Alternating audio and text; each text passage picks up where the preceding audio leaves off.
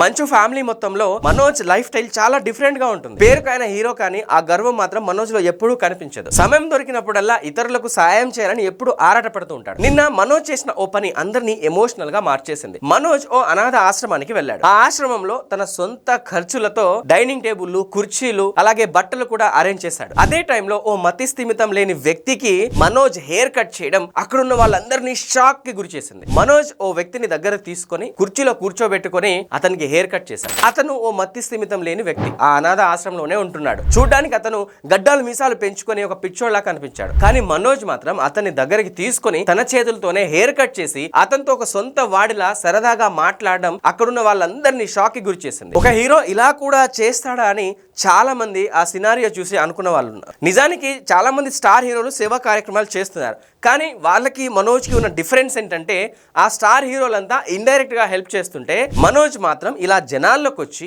వాళ్ళతో time spend చేసి ఆ జనాలను తన సొంత మనుషుల్లా చూసుకుంటున్నాడు. వాళ్ళని అలాగే ట్రీట్ చేస్తున్నాడు.